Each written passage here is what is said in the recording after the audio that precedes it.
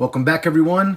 Tonight, I'm excited to unbox He-Man from Masters of the Universe Revelation, the new cartoon coming out this week on Netflix.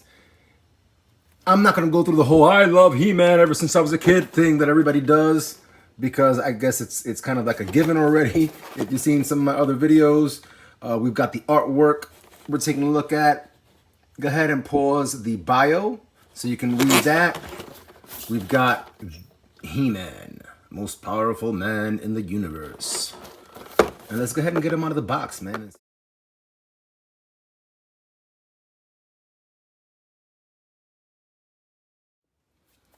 All right, taking a look at He-Man out of the box finally. I switched out one of his hands. He comes in the box with the right hand in a fist pose. So I just switched that out to go ahead and have him with the power sword in his hand. And he's looking up at the power sword. And he is fully transformed into He-Man, the most powerful man in the universe. He comes with his traditional shield, so that's nice. And in the back, we have two straps for the shield with some cool detail, right? Nice little touch. And both of these straps are different sizes, one for the hand and one to accommodate the forearm. So that's really nice. He also comes with right hand fist. And on the left hand, he also comes with what seems like a grabbing hand for the power sword, or maybe an axe at some point, right? With a deluxe kind of He-Man figure or one of the other figures.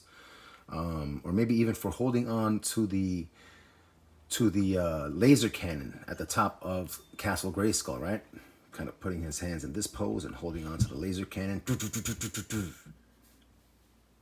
As always, if we're going to take a look at articulation, we might as well do it in action, in play. Here we have He-Man in the iconic pose, and to articulate him into this position, I use a little bit of the thigh cut, a little bit of the hip hinge, a little bit of the double jointed knee, which bends way back and can whoosh, lay into a good kick. And I used a little bit of the the calf cut in the boot. And I used a little bit of the hinge and rotation in the ankle joint. So he's got some really cool joints of articulation. In the arms, of course, I use the shoulder joint hinge and rotation, a little bit of the double jointed elbow, and a little bit of the hinge in the wrist. So he is a well-articulated figure, as they have all been in this line so far. His waist, as I'm sure you know, can rotate 360 degrees. Pretty cool. And the cut underneath the chest line has some pretty good angles. Got a little bit over here. So he's got some good motion in that upper torso part. Not too much. The head spins 360 degrees. And we've got a pretty well articulated figure. So let's go ahead and see if I can nail some of the balance that I had in Evil Lynn when I was posing with her.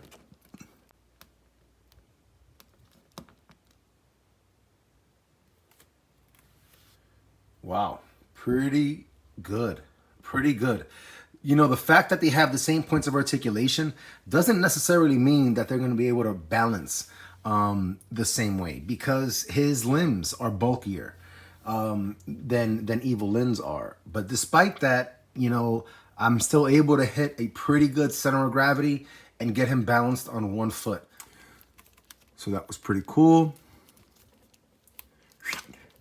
Let's see what else we can get going here with our friend He-Man.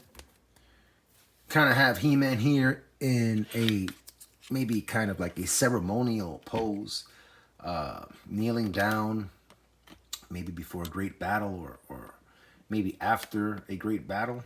Or maybe not after battle at all. Maybe it's just, you know, at a pizza party, you know? And he's just kneeling down, giving thanks before he eats. So that's pretty cool. You know what? Let me go ahead and spin him around so we can get a slightly different view.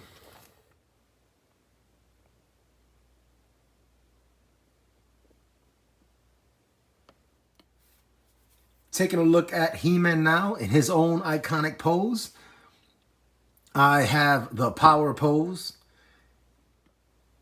We can get a close look at some of the Art Deco here on his boots with what seems like some dark brown or some black staining to give it that leathery effect. The brown fur on the boots does not have any black wash or additional painting. All the shadow or dark portions you see are created by the awesome sculpting that's done on the plastic. The loincloth underneath his yellow molded belt also doesn't have any additional paint. All of the shadowy effect that you see is created by the deep molding. As we look from the legs, the quads, the knees, the abs, there is no additional paint on He-Man's sculpt. Fortunately though, because he's so brawny and muscular, there's a ton of shadow created along his body. The new He-Man logo is perfectly painted and centered on the HM logo and on each of the 3 squares that go up the shoulder straps. So that's really cool that I was fortunate in that regard with no QC issues. I'm going to rotate the power sword just a bit. There we go. Perfect. And as you can see, there's like a silvery effect along the blade, which is really nice. That distinguishes it from the rest of the steel, flat steel color portion of the power sword. And there is a brown leather wrap around the hand grip portion, which is really nice. A nice touch there. We got He-Man here in a semi-defensive readiness pose. Back foot heavy, light on the front foot, shield across his chest, and he is reaching back for the power sword. And that's another good example of some really spot-on articulation. This is some really cool, fun stuff. Look at how, you know, muscle-bound He-Man looks, you know, and that's a really cool looking pose right there. He-Man facing off against Skelegod. Is this even going to happen in season 1 of the Revelation show? Is there even going to be a season 2? Hopefully there is. But as of right now, I don't believe we know if these two guys face off at all. Right now, spoiler alert. Right now, my speculation is just based on what we've seen in the trailers that something goes down where He-Man's friends have to save him. And it seems like his friends might be facing off against Skelegod in the interim until He-Man is rescued or comes back or whatever goes on. That's just wild speculation. But in the event that they do face off, this might be a glimpse of what it looks like. I'm going to snap a still shot here. Bap. Because that's a really cool little scene right there. Hell yes, man. I cannot wait. I cannot wait. Cannot say it enough. All right. Next pose. He-Man facing off against a Mythic Legion's Stone Troll. And of course, He-Man doesn't kill. So he's got the power sword sheathed, or rather in his, just tucked into his chest armor in the back. And he's got his right hand balled into a fist. And He-Man is going to do to this stone troll exactly what he does to every stone wall that he encounters. He's going to super power punch that thing. And although he's going to bash the stone troll into a bajillion pieces, no, he's not actually going to kill it. Setting up He-Man with Battle Cat here, it occurred to me to kind of like just see if I could do a pop and swap with Classics heads. So I want to give that a quick shot.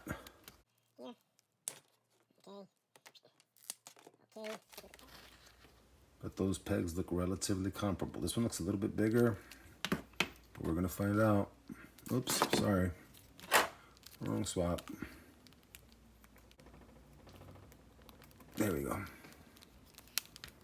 And it fits. It articulates.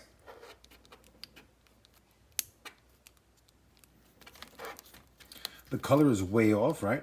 Of course. The color is way off, but you can get a Classics head on a Revelation sculpt if you wanted to do so. Cool beans. Yep, pops right back off. Revelation head pops right back on. And He-Man goes back with Battle Cat. So as we bring another awesome sharing of the reborn He-Man Masters of the Universe line, let's go ahead and just do a lineup. Origins, Revelation, He-Man, sized up nicely there. Adamon from the Mythic Legions line. The MOTU PowerCon tribute by the Four Horsemen. I'll go ahead now and bring in an Ultimate edition of He-Man. Still boxed, as you can see, of course. And I look forward to getting to this guy like tonight or tomorrow. I'm definitely unboxing that guy. Can't wait to get that guy out of the box. And I'll also pair him up with the 2000X He-Man over there on the far side, who's also still boxed. And let me just take a look at the date. When did I pick this guy up? Because he is an original in-store purchase. 2001. I've had this guy here in the box since 2001. And this is a Four Horsemen design, this He-Man sculpt, unless I'm mistaken. So I'll put him beside Adamon also. This guy's been in the box in my closet for 20 years. Awesome, awesome, awesome stuff. Love, love, love collecting toys. Love sharing, collecting. And as always, everyone, it is a lot of fun to keep coming back and sharing the experience of collecting toys as an adult. I hope you're able to come back and share some experiences too. Until next time, everybody, may the power be with you. Take care.